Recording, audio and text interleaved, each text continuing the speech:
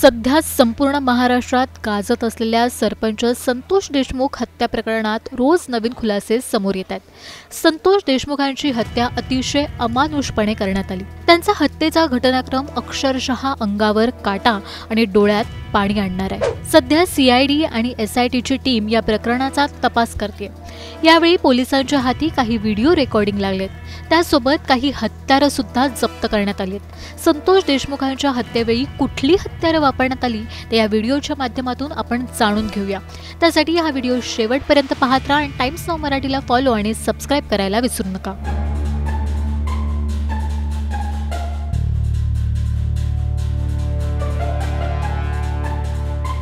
मस्साजोगचे सरपंच संतोष देशमुख यांचं अपहरण आणि हत्येचा मुद्दा सध्या राज्यभर गाजतोय। संतोष देशमुख यांची अतिशय अमानुषपणे हत्या करण्यात आली। या हत्येची क्रूरता इतकी भयानक होती की ऐकून कुणाच्याही काळजाचा थरकाप उडेल। सध्या एसआयटी आणि सीआयडी या घटनेचा तपास करते।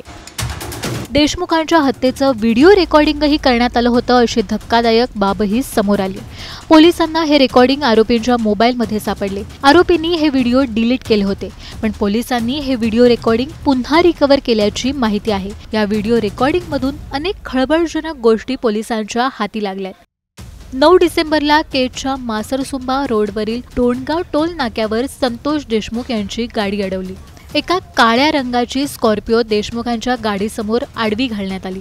त्या गाडीतून 5 ते 6 तरुण खाली उतरले आणि त्यांनी देशमुखांच्या गाडीवर दगडफेक करायला सुरुवात केली। नंतर संतोष देशमुखांना गाडीतून खाली खेचण्यात आलं। आरोपींनी सोबत आणलेल्या काठ्या, लोखंडी रॉड आणि कोयत्याने देशमुखांना बेदम मारहाण करायला सुरुवात केली आणि आरोपींनी लगेच देशमुखांना आपल्या गाडीत टाकलं आणि घेऊन गेले। यानंतरचा सर्व घटनाक्रम या व्हिडिओ रेकॉर्डिंगमध्ये कैद करण्यात आलाय।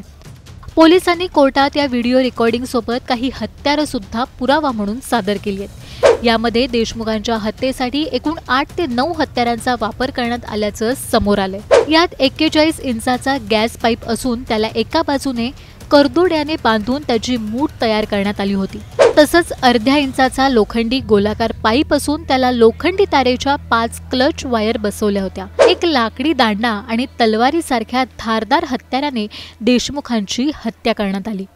यासोबतच 4 लोखंडी रॉड, एक कोयता, लोखंडी फायटर आणि धारदार कत्ती देखील पोलिसांनी जप्त केली। संतोष देशमुखांवर एकूण 156 वार केल्याचं समोर आलंय।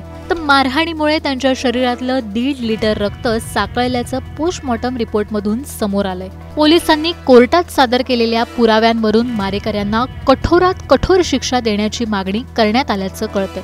पोलिसांनी आरोपींच्या मोबाईलमध्ये मिळालेले डिजिटल पुरावे सुद्धा कोर्टात सादर केलेत। एवढी अमानुष मारहाण करूनही संतोष देशमुख यांचा जीव जात नाही हे बघताच आरोपींनी अक्षरशः त्यांच्या छातीवर उड्या मारल्या। हे कृत्य करताना आरोपींना आनंद होत असल्याचं व्हिडिओ रेकॉर्डिंगमध्ये दिसत असल्याची माहिती आहे। आरोपींनी देशमुखांच्या हत्येचा आनंद घेतल्याचं एसआयटीच्या तपासातून समोर आलंय।